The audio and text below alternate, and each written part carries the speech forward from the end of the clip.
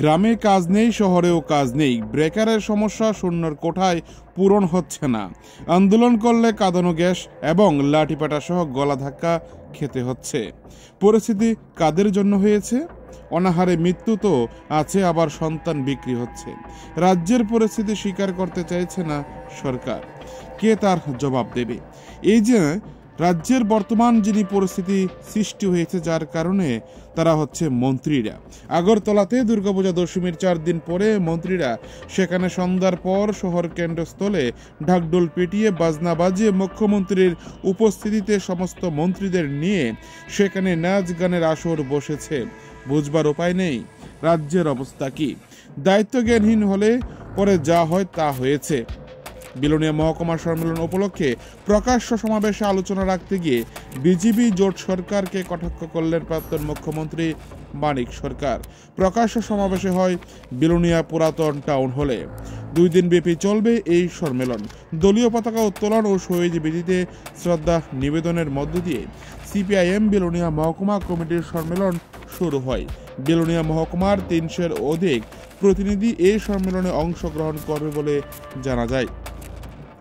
সম্মেলনকে কেন্দ্র করে প্রকাশ্য সমাবেশে উপস্থিত ছিলেন সিপিএম এর কেন্দ্রীয় কমিটির সদস্য নারায়ণ কর, সিপিএম এর দক্ষিণ জেলা কমিটির সম্পাদক বাসুদেব মজুমদার, সিপিআইএম বিলোনিয়া মহকুমা কমিটির সম্পাদক তাপস দত্ত, সিপিআইএম রাজ্য কমিটির সদস্য সুদন দাস সহ আরও অনেকে।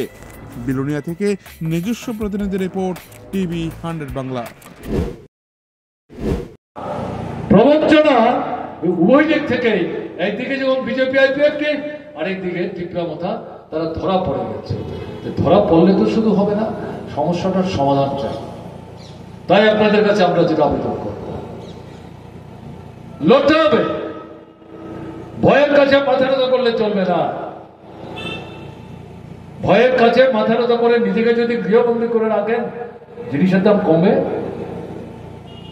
টাকার দাম বাড়বে, মুদ্রাস্ফীতি বন্ধ হবে, কাজ পাবেন, মজুরি বাড়বে, কেনবার ক্ষমতা বাড়বে, আপনার ছেলের চাকরি হবে, কৃষির সমস্যার সমাধান হবে, উৎপাদন বাড়বে, দ্বিগুণ তিনগুণ হবে, ভাগাভাগ জোড়া লাগবে। কর্মচারীরা তাদের দিয়ে এখনো বাকি আছে পাবেন। দোকান হাট কেনা বেচা যেখানে বন্ধ হয়ে আছে, ধার দেনা করে পুঁজির জোগাড় করে যে জিনিস কিনেছেন তার পয়সা ফেরত দিতে পারছেন না, মালিকের টাকা দেখাচ্ছেন, এই সমস্যা থেকে ন্যায় পাবেন না। এই পরিস্থিতিতে লড়াই ছাড়া বিকল্প কোনো পথ নাই। আমরা দল মতের কথা বলছি না,